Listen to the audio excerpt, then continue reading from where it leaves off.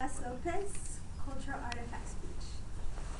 Who enjoys the idea of running 5 to 8 miles a day? Just one? Well, obviously I do.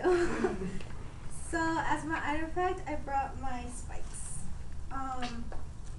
Some of you guys may think, what are spikes? There are many people that I say, oh my gosh, like I need spikes, and they're like, what is that? Or like, don't you just need some sneakers or comfortable shoes to run? Well, yeah, we do use those, but we call them training shoes because they're for that training. But when it comes to running a track race, we prefer these spikes. You're like, oh, you look weird. Yeah, they do, but they are much more comfortable. They're lighter, and they actually kind of make you feel faster. Well, first off, I'll begin by discussing a quick history about spike shoes and why runners prefer them and how I became to be a runner. Well, runners have been using spike shoes since the 1800s. And according to Dustin Bogle in History of Track Spikes, spikes first started to be made in 1852. And they were made with kangaroo skin. And back then they used to cost like $6, which was really expensive.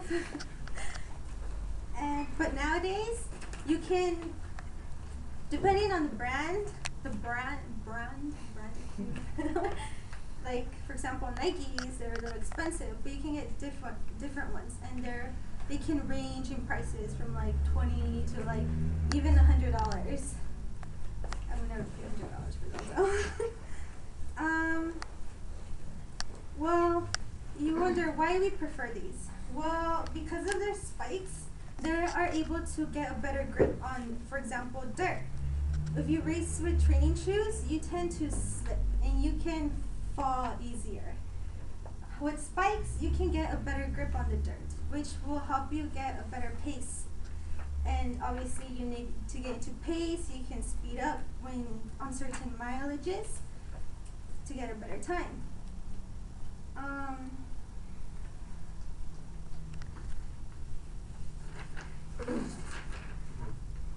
Well,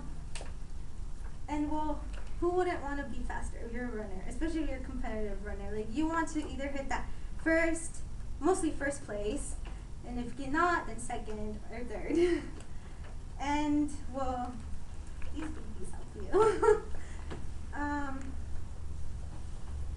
And to be a runner, well, like runners, we have to be not only prepare ourselves physically, but also mentally. It's like a lot of mentality. If you always feel that, oh my gosh, I'm not gonna do a good time, then obviously you're not gonna do a good time. You'll pretty much have your body feel like they're not gonna be doing good. And how I identify as a runner, well, first off, I didn't really like running. I was that freshman that was able to sleep their way through geometry with an A, but yet I failed my freshman PE class.